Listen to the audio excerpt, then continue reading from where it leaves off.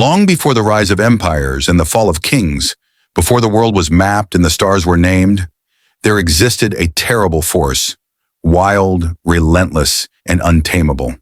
They were the Yajooj and Majooj, known in ancient tongues as Gog and Magog. They were not beasts nor entirely human. They were many, countless as the grains of sand, said the sages of old. With twisted features and an insatiable hunger for destruction, they swept across lands like locusts, devouring crops, destroying cities and leaving only ashes in their wake. No kingdom could stand against their sheer numbers and brute force. Civilizations collapsed where their shadows fell. In a time of fear and chaos, a man rose from the horizon, a righteous and mighty ruler named Dhul-Qarnayn. Some said he was a king, others believed he was a prophet. He was guided not just by power, but by divine wisdom and mercy. He traveled across the world from the east to the west, bringing justice to oppressed lands and restoring balance where evil reigned. One day he reached a remote land between two great mountains. The people of that land came to him, trembling and desperate. They said, "O Dhul-Qarnayn, Yajooj and Majooj are spreading corruption across the land. Can we offer you tribute so you may build a barrier between us and them?"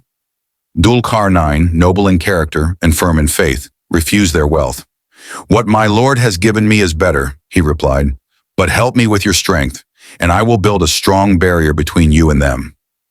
With the aid of the people, he constructed a wall of molten iron and copper, sealing the only passage between the mountains. The wall was so strong and high that no force could scale or breach it.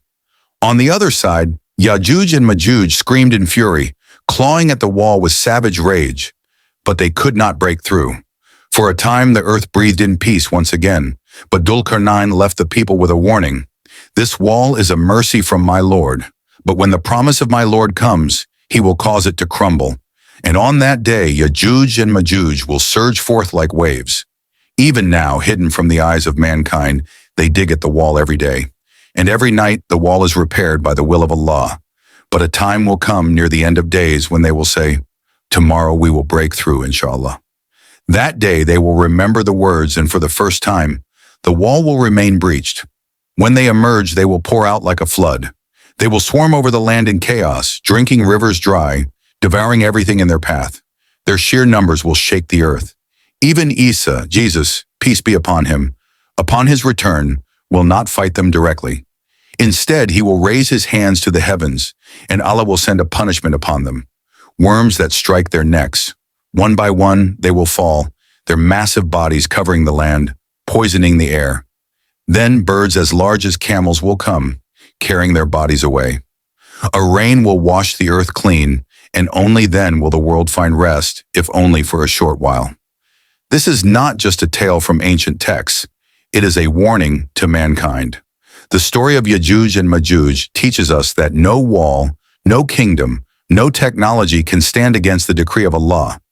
Corruption, once unleashed, consumes all that stands before it, and justice must be guarded with strength, humility, and faith. For the day they rise will mark a turning point in the fate of the world.